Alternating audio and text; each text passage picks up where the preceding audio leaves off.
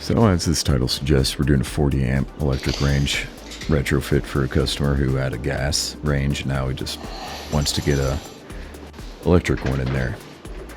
Should be a pretty straightforward job from when I walked it. But you know, if you do service work, you know that can be dangerous to assume. Sometimes it doesn't go as planned. That's why I like it so much. It keeps things interesting.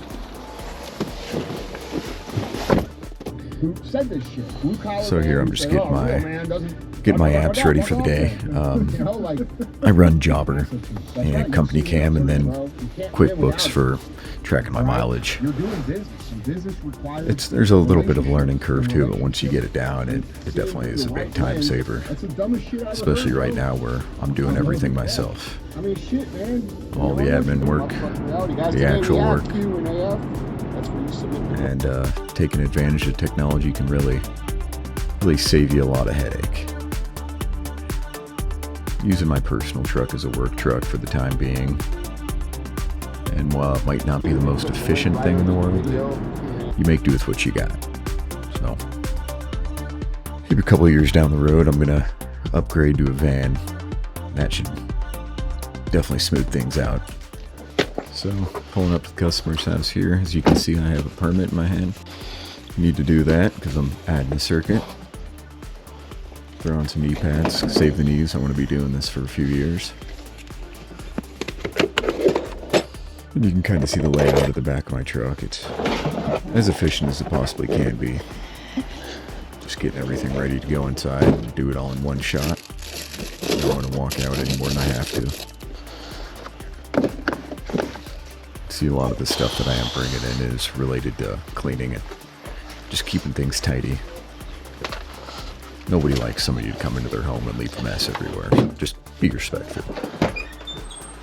In new construction, I'm not as strict on this, but in service work, you got it.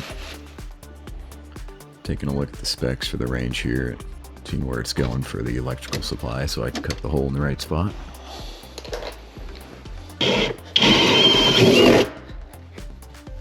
Drilling down into the crawl space and gonna climb down there and hit it from the other side.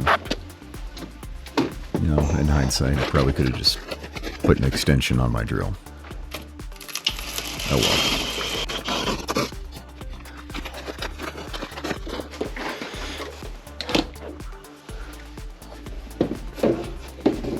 Use an 8-3 wire for this because it's a 40 amp circuit. And then I'm gonna put a 50 amp straight blade receptacle, and that should accommodate for the plug that the range is going to come with.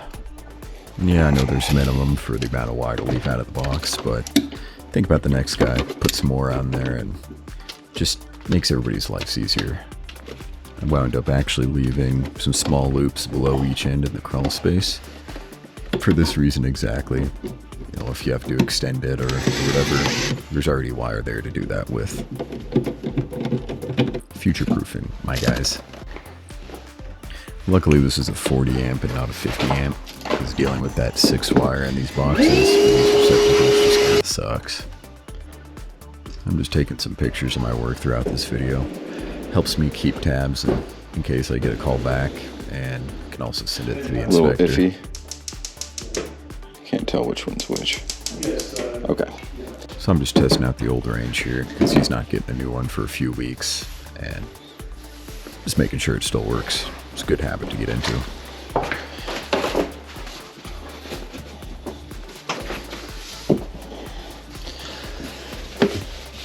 These little fold-out mats you can get at Home Depot, and they're awesome for this kind of stuff. You can pull it out, set it down, and it makes the cleanup a hell of a lot easier. Here I'm putting the screws back in, because I'm sure all of us have lost screws, so you just put them in the hole, and you know where they are.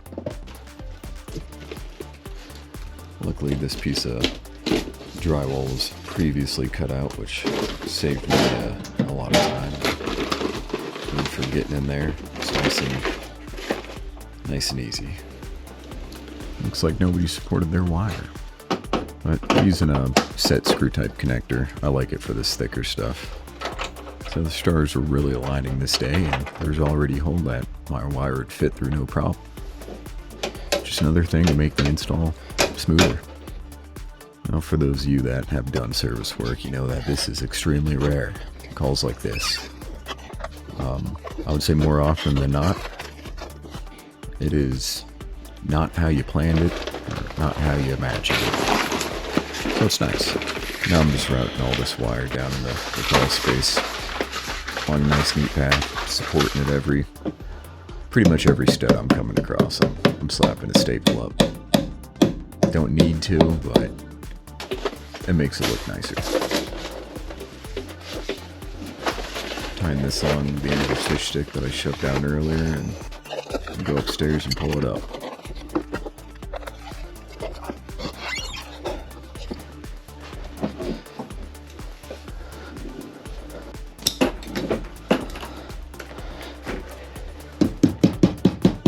Yeah, I know that's a little more than 12 inches, but I think it'll be all right.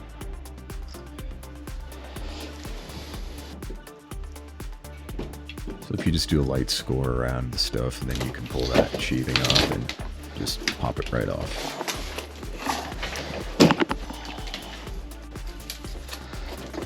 I'm running these wires nice and neat inside.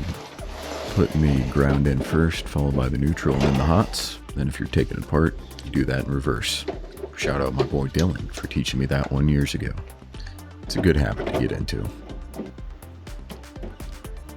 This panel was hot this entire time, so I was being extra careful where I'm putting my hands and my tools so I didn't short anything out. Especially for doing this stuff live, I've found that it's easier if you take the breaker out and then put your wires in before you stab the breaker in. It's just less room for error and slipping and maybe hitting something you don't want to.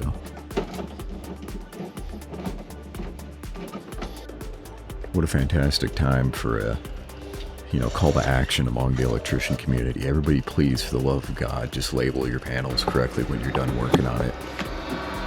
It sucks to track that stuff down. Maybe this cut should have been in the beginning, but I've been wearing these booty things inside everybody's house I go into. Torquing down the breaker, I know that's not very common either. Testing voltage, see what I got on my breaker, make sure it's working well. And it is.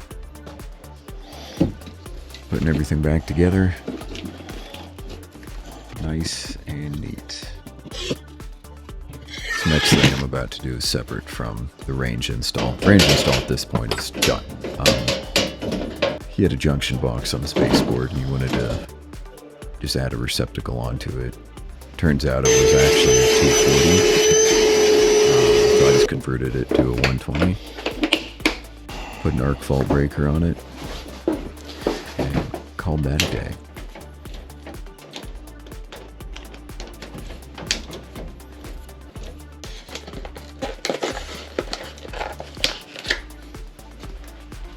Oh, it's a real nifty way to pull the pigtails out. Put it around your screwdriver and pull.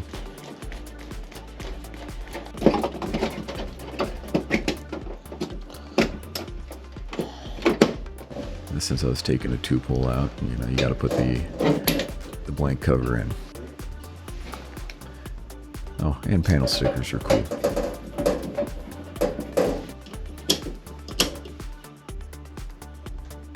Nice.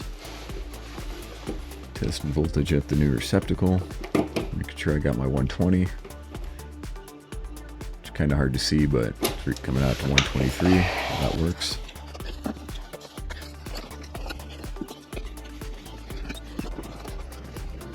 Putting everything away, and that's it.